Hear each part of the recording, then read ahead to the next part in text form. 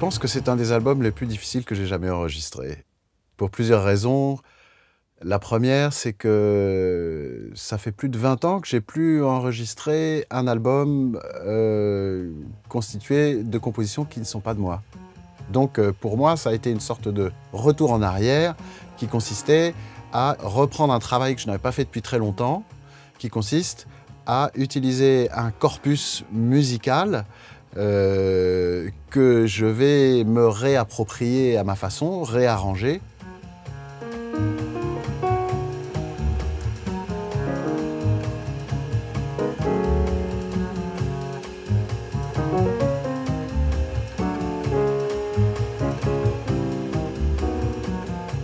L'autre raison pour laquelle c'est difficile, c'est parce qu'il s'agit de Thelonious Monk. C'est quelqu'un sur qui j'ai beaucoup travaillé, j'ai écrit un bouquin sur lui.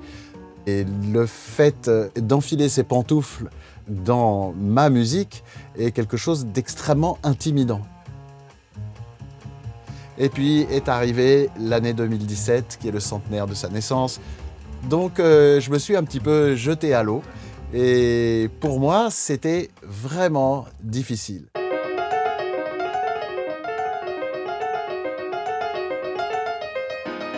Monk est quelqu'un qui est absolument unique, inimitable.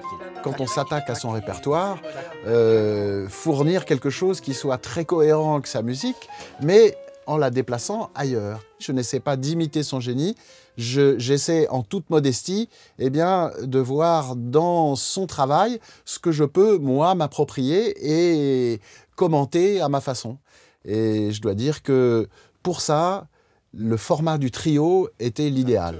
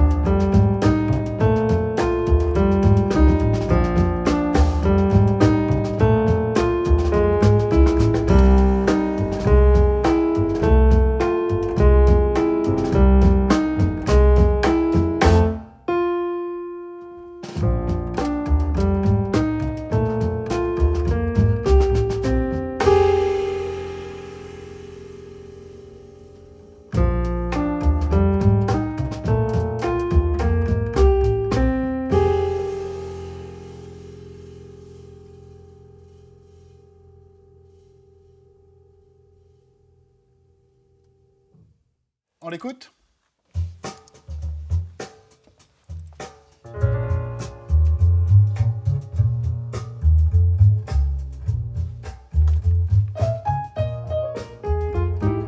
Misterioso, c'est une des compositions emblématiques de Thelonious.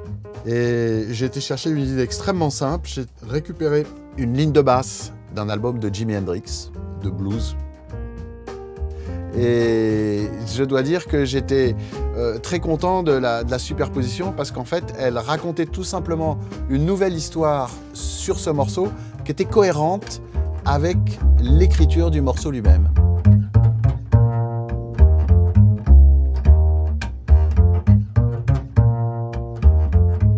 Tout le mystère de Monk, en fait, peut tenir dans ce morceau, puisque il faut pouvoir le jouer de façon originale, où on se l'approprie sans en faire un blues comme un autre. Et effectivement, d'aller chercher l'esprit du blues de Hendrix et le superposer sur celui de Monk, avec ma sensibilité à moi, c'était, je pense, l'angle fin que je devais trouver pour pouvoir exprimer sa musique et la mienne. Le trio, c'est la formule avec laquelle j'ai commencé, sans doute celle avec laquelle je finirai. Mais pour moi, le trio, c'est un petit peu ma base de repli. Et à ce titre, les musiciens qui m'accompagnent, Jérôme Regard à la contrebasse et Donald Cantomanou à la batterie, sont les partenaires parfaits. Ils ont été vraiment mes deux béquilles dans ce projet, avec une bonne humeur et une égalité, une musicalité qui n'a jamais fait défaut. Et ils avaient un regard extérieur qui leur permettait de me signaler quand je sortais du cadre. Et pour moi, ça, c'était vraiment précieux.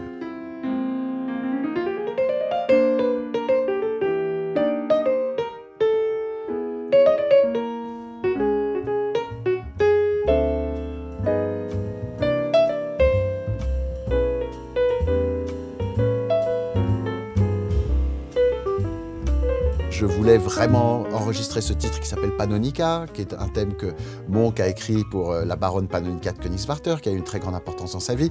Ma fille s'appelle Pannonica.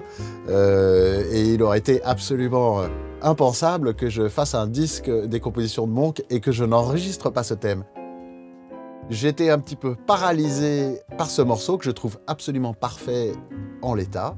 Et on a commencé à enregistrer une ou deux prises de Pannonica, exactement comme il est écrit. Et on est rentré en cabine d'écoute, on a écouté le mix. C'est cool, mais... Elle manque un peu de... C'est juste cool, quoi. Tu vois, ça me fait un peu cet effet. Elle n'a pas d'intérêt. Elle n'a pas d'intérêt, ouais. Ah oui, mais moi, je trouve que le jouer comme ça n'a pas trop d'intérêt. Enfin, il y a déjà des versions, quoi, donc après... Parce que autant il y a des morceaux, il y a des arrangements, là, il n'y a pas d'arrangement sur ce morceau. En 4 secondes et demie, on a rebricolé le morceau pour lui donner tout d'un coup un espace, un inconnu, une espèce de substance qui nous faisait saliver, qui nous donnait envie de jouer à nouveau et pas de nous mettre dans la grille. Hein. Quand on parle des suites d'accords en jazz, on parle de grille. Et pour moi, ça a un côté vraiment grille de prison, quoi. Dans cet album, j'avais envie justement d'ouvrir les grilles. C'est vrai que d'être plusieurs et de faire rebondir les idées, d'avoir quelqu'un d'extérieur qui dit « Ah bah non, ça va pas », ça permet de gagner du temps et aller direct à l'essentiel. En tout cas, ce morceau Pannonica, je suis absolument enchanté de la façon dont il est sorti parce qu'on l'a ouvert, on se l'est approprié, on avait soudain envie de le jouer à notre façon et bien entendu, en jazz, c'est ça qui compte.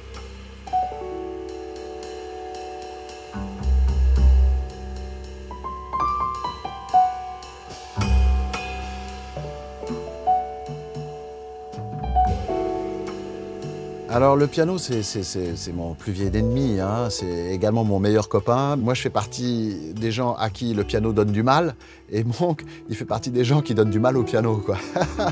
C'est-à-dire que, quel que soit l'instrument qu'on lui mettait sous les pattes, il le faisait sonner comme le sien, et avec une force, une vigueur, et plus le piano était faux, plus la séance est mal enregistrée, plus sa musique sort fort.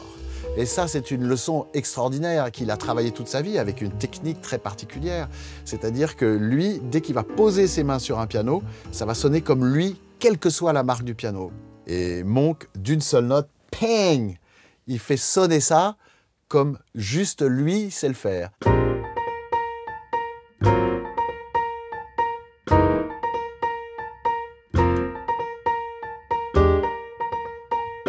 En ce qui me concerne, il faut vraiment que j'apprivoise le piano. Et j'ai appris à l'occasion de ces séances en discutant avec son accordeur, Bastien Herbin. Les pianos comme ça, de cette taille, ils prennent ton énergie les premiers jours. Ouais, Au début, ils sont un peu stressés. ouais. Et après, ils se libèrent, ils se lâchent en fonction de ton jeu. Waouh! Et j'ai trouvé qu'effectivement, plus je le jouais, plus il était facile à jouer. Et je pensais que c'était moi qui m'habituais à lui, mais en fait, c'était également lui qui s'habituait à moi. Et il garde l'empreinte du pianiste, et plus on enregistre dessus, plus le piano se fait en fonction du jeu. Et je dois dire que, comme d'habitude, c'est à la fin qui sonnait le mieux, mais c'est dommage parce qu'on venait d'enregistrer le disque.